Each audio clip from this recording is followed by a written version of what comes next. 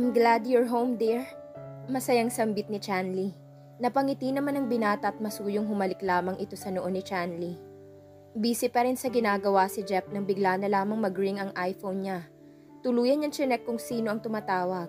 Sinagot na rin niya iyon nang makumpirma niyang si Andy ang nasa kabilang linya. Hello? Oh bro, bakit napatawag ka? Takang tanong ni Jeff. Patuloy pa rin itong pumipirma sa mga dokumento na nasa harapan niya. Kakailanganin niyang tapusin yun dahil ipapasa pa yun sa finance department. Bro, hindi mo marahil paniniwalaan ang sasabihin ko. Pero I have a proof. Malakas na sabi ni Andy. Ano bang sinasabi mo ha? Takang tanong ni Jeff. Itinigil muna ni Jeff ang ginagawa. At matama na nakinig sa mga sasabihin pa ng kaibigan. May sinundo kasi akong client dito sa airport at nakita kong asawa mo rito. Wait, I'll send you some picture. Tuloy-tuloy na sabi ni Andy. Tuluyang pinatay nito ang tawag. Maya-maya'y sunod-sunod na ang pagpasok ng mensahe sa hawak niyang iPhone. Halos panginigan ng laman si Jeff, dala ng galit sa nakitang larawan na ipinadala ng best friend niya. Kitang-kita niyang asawa na si Chanli, nakayakap sa isang lalaki. Sa isang litrato naman ay humalik pa ang lalaking yun sa noon nito. Tuluyan sinalakay ng panibugho si Jeff. Hindi niya aakalain na lolokohin siya ng asawa. Ito ba ang pinagkaabalahan mo sa mahigit 2 araw na wala ka, ha, Chanli? Damit.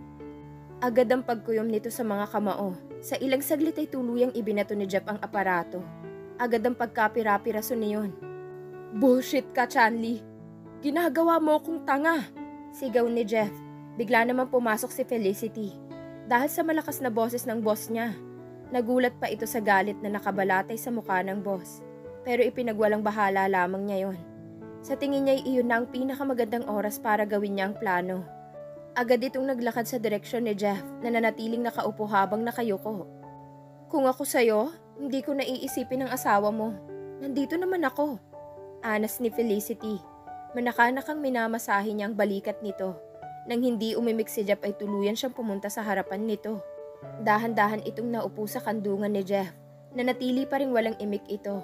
Itinaas ni Felicity ang baba nito. Tuluyan nagkatagpo ang mga mata nila. Don't worry, boss. Maaari naman akong magbigay ng anak sa'yo kung gugustuhin mo lang. Kagat ang labing anas ni Felicity.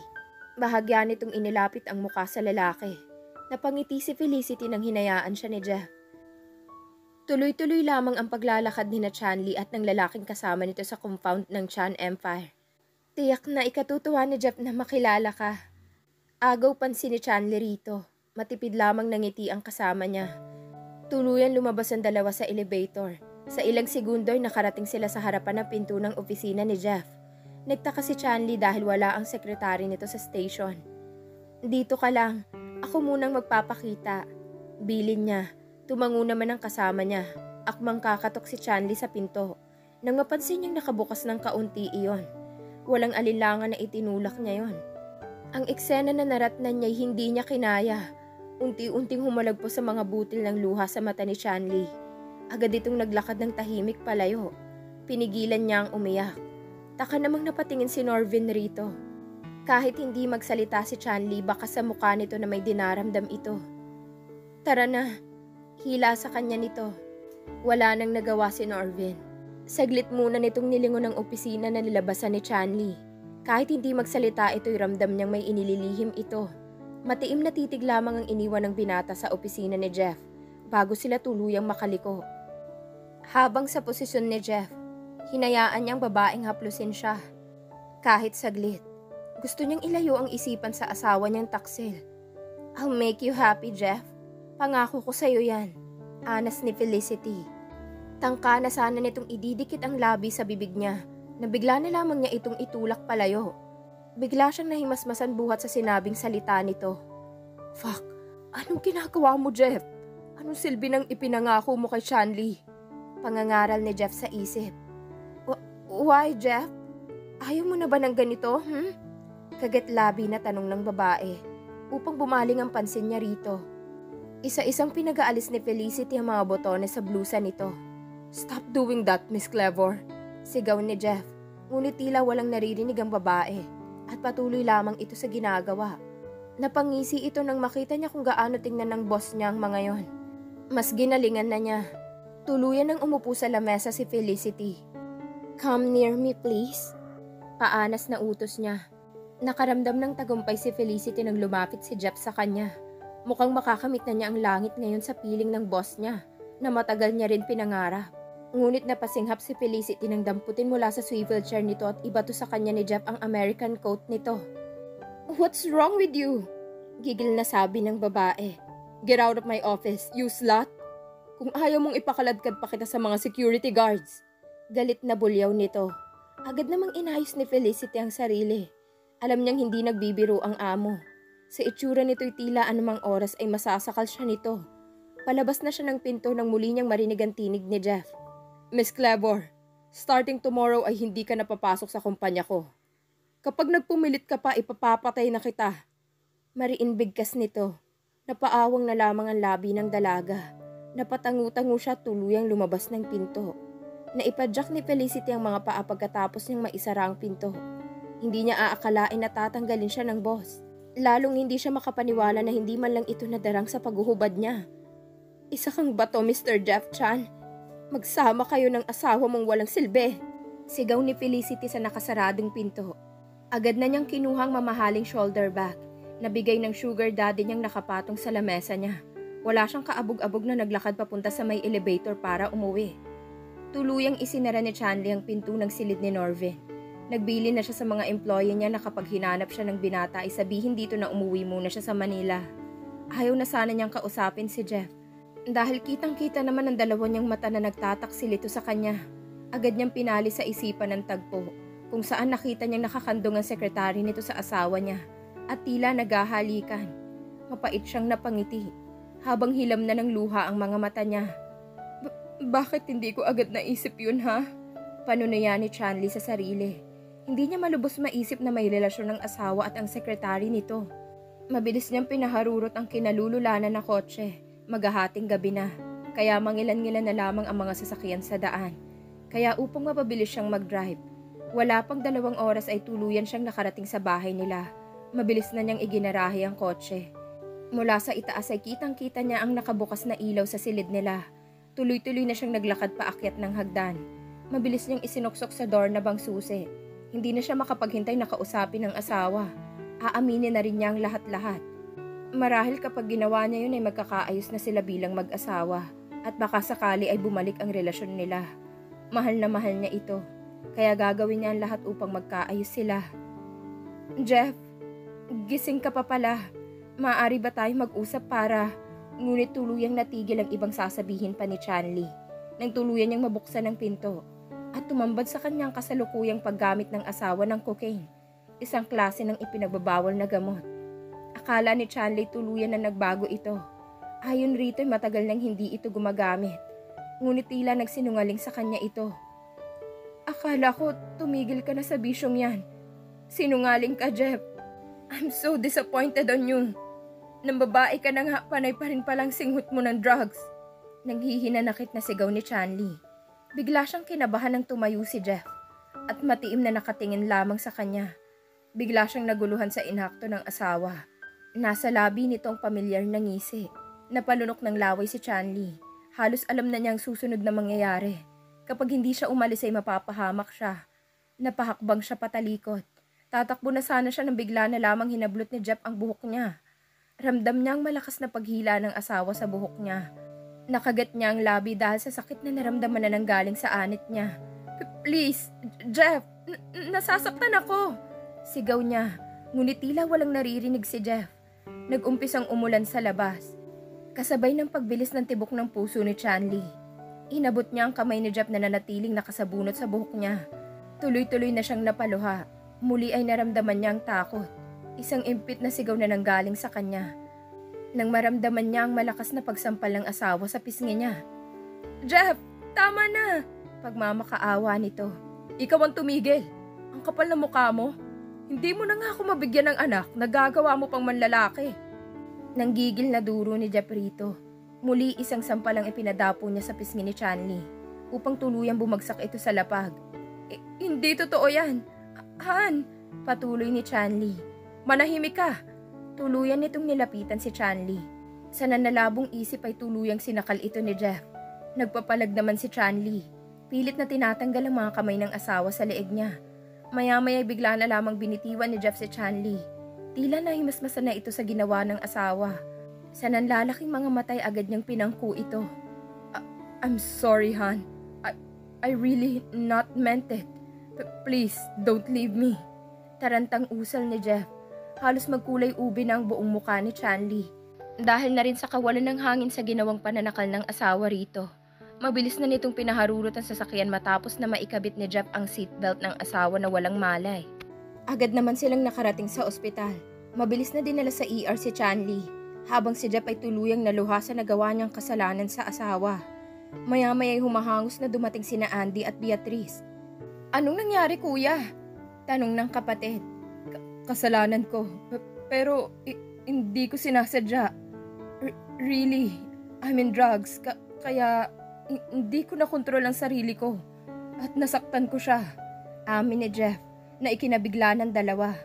Kasalanan ko, oo, aaminin ko, nagalit ako sa kanya dahil sa paglilihim niya. Ngunit hindi ko matanggap na ipinagpalit niya ako sa iba. Patuloy na litanya nito habang mabigat na ang pag-iyak. What do you mean? Mula sa dulong hallway ay naglakad palapit si Chari. Kasama nitong mister nitong si Peter. Huwag mong sabihing binugbog mo na naman ang kakambal ko, Jeff. Hayop ka. Napakawalang hiya mo. Ipapakulong kita. Hysterical na sigaw nito. Pinigilan naman ni Peter ang asawa. Calm down, sweetheart. Pagpapakalma ni Peter rito. Paano ako kakalma, Peter? Kung alam kong nasaktan na naman ang lalaki yan ang kakambal ko. Galit na sigaw ni Chari. Niyakap naman siya ni Peter at inalo. Tumalima naman ito makaraan ng ilang sandali. Ngunit nanatiling nakatutok ang malamig nitong titig sa asawa ng kakambal niya na nakayukong nakaupo sa may steel chair.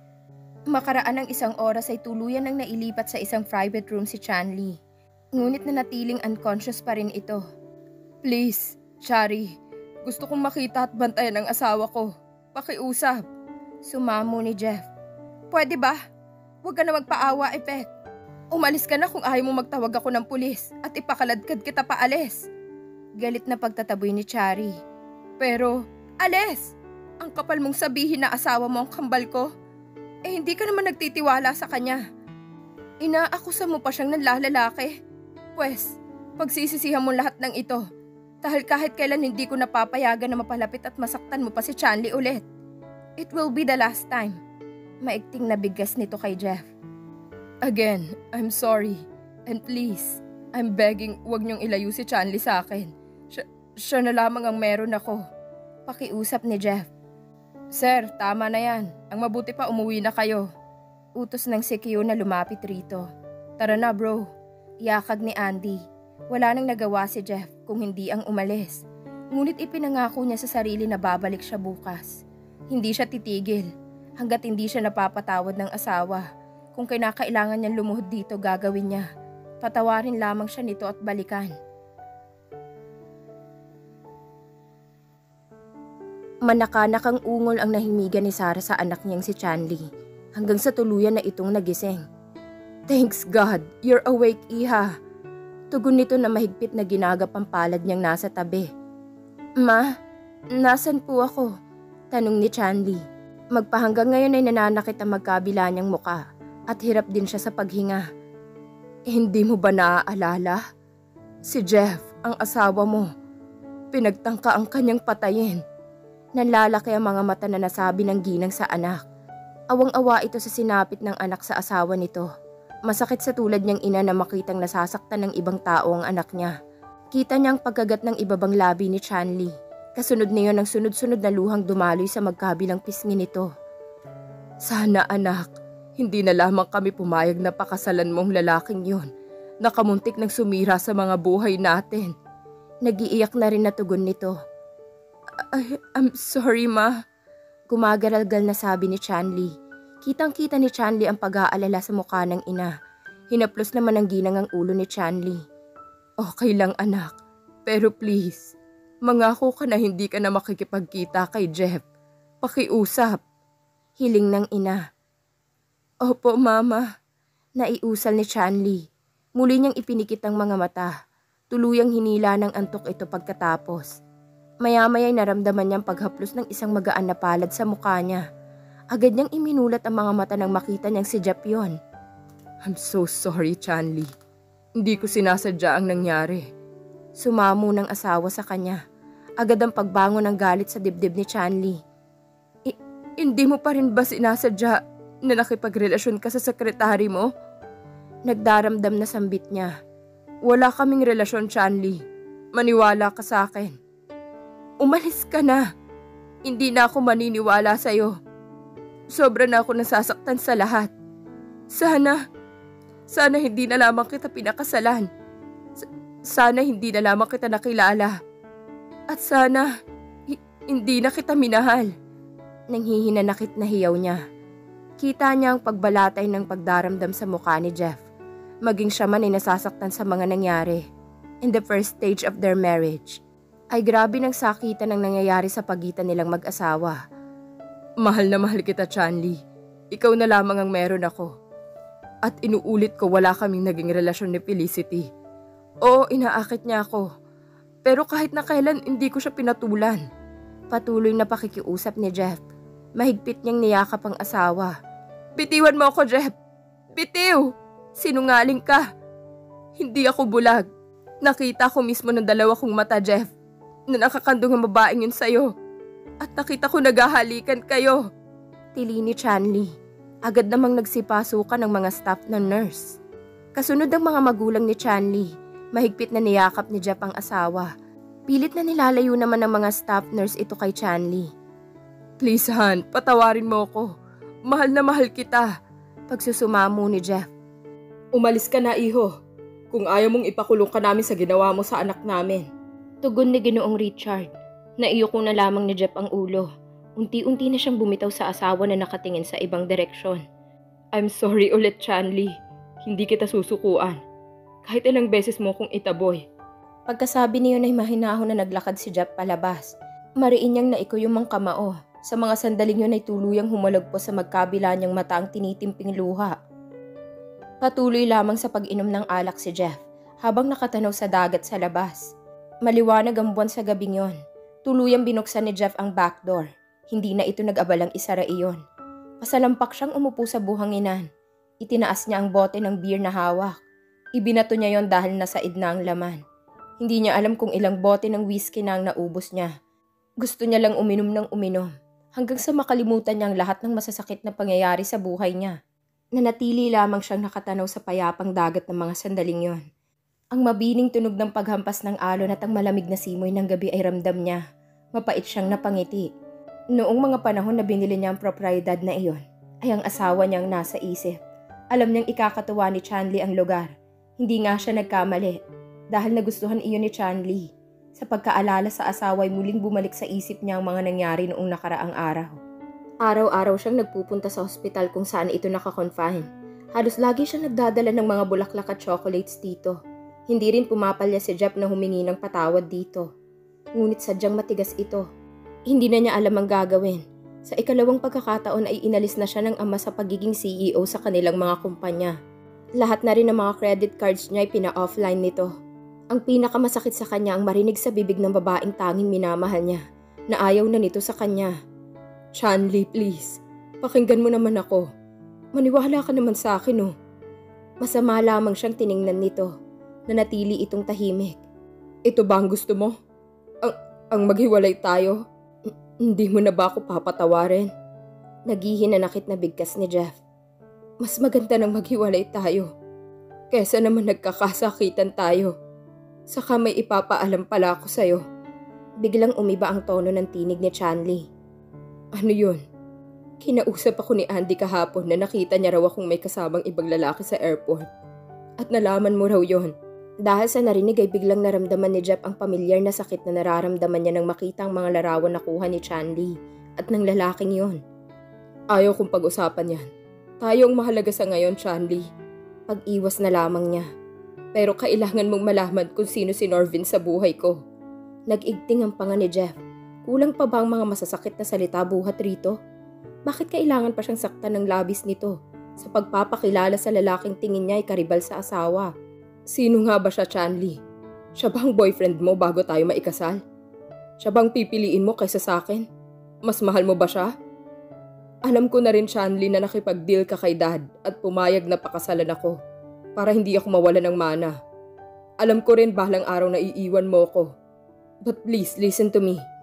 Mas importante ka sa lahat ng anumang bagay dito sa mundo. Give me another chance, Han. Please. Mahabang salaysay niya. Mapait na napangiti si Shanley habang nakatitig rito. Oo, mas pipiliin at mas mahal ko si Norvin kesa sa iyo, Jeff. Dahil kung hindi sa kanya, hindi ko makakaya na magpatuloy sa buhay. Noong mga panahon na ipinagtabuyan mo ko. So you really love that guy, ha? Masakit niyang sambit. Labis-labis nang sinabi ni Shanley. And he's dying inside. Tumayo na siya at tumalikod. Para sa kanya wala nang saysayan lahat. Kung hindi rin pala siya mahal ng asawa. Jeff, si Norvin, anak ko siya. Bigla ang ginawang paglingon ni Jeff. Tuluyan ang nangunot ang noo niya. What did you say? Noong naghiwalay tayo, nabuntis mo ako. Si Norvin, anak mo siya. Natigagal naman si Jeff at tuluyang hindi nakahuma sa sinabi ng kaharap. Napakurap-kurap sa harap ni Shanley si Jeff. Hindi niya alam kung paniniwalaan siya nito sa mga sinabi. Pero at least makakahinga na siya ng maluwag na sa wakas na sabi na rin niya rito na may anak sila. Ngayon kahit maghiwalay sila ay naibigay niya rito ang ninanais para hindi ito mawalan ng mana. Bakit ngayon mo lang sinabi ito? Malamig na tugon ni Jeff. Siya naman ngayon na natigilan sa biglang pag-iiba ng tono ni Jeff. Nasa mukha nito ang galit. Magsalita ka, Shanley. Buliyaw ni Jeff. Nagulantang pa siya sa lakas ng boses ni Jeff. Huminga muna ng malalim si Shanley bago mag-umpisang magsalita. Dahil sa kahilingan ng dati mo, Jeff. Gusto niyang maging maayos muna ang pagsasama natin. Bago ko sabihin sa'yo na. Ngunit hindi na siya pinatapos ni Jeff sa pagsasalita. Bullshit! Ano sa tingin mong mararamdaman ko, Shanley, sa paglilihim niyo sa akin ng tungkol sa anak natin, ha? Nakatulong ba? Di ba hindi? It become more worse. Dahil maski ang naging sakit mo noon ay inilihim mo pa sa akin. Kinailangan ko pang kumuha ng nag-iimbestiga para malaman ko yon. Masakit na litanya ni Jeff.